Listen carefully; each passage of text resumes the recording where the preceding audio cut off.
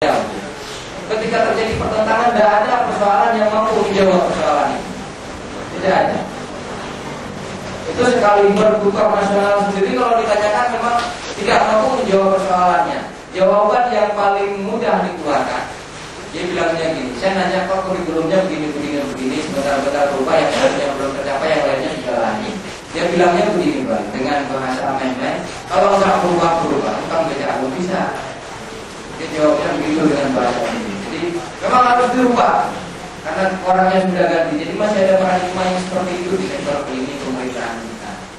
Kalau nggak tahu beraturan.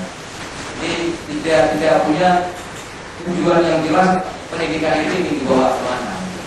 Nah kita oke lah sampai di situ, nanti kita lihat lebih jauh Pak. Nanti Bapak tambah marah tuh. Anak saya kalau diajar yang bukan di sekolah kapan berhasil. Ini standaristika. Banyak sekali segitinya. Terus saya tanya, berapa luas persegi? Anak-anak belum diajarkan luas persegi. Itu menjadi masalah atau tidak? Jadi masalah. Karena dia nggak tahu luas persegi. Yang dia tahu hanya luas segitiga. Iya. Berarti dia mencari satu-satu segitiga. Terus dia jumlahkan luas segitiga yang ada di dalam persegi. Luas perseginya sekian. Artinya dia telah menyelesaikan masalah. Kalau mencari luas segitiga tidak menjadi masalah karena rumusnya sudah pernah dikasih.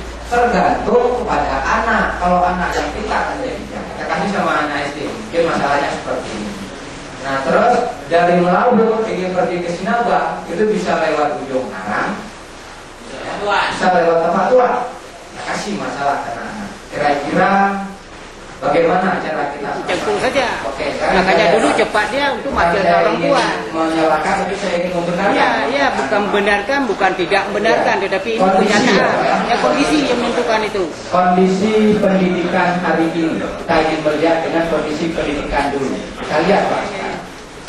Dulu, kalau dulu yang setahu saya ada guru, ada siswa, ada orang tua. Posisi ketiganya itu sangat berperan. Contoh bahasa kasar, guru tampar siswa karena membuat kesalahan, pulang ke rumah ditampar lagi sama orang tua. Sekarang kesini tempat kita yang hari ini, dulu orang tua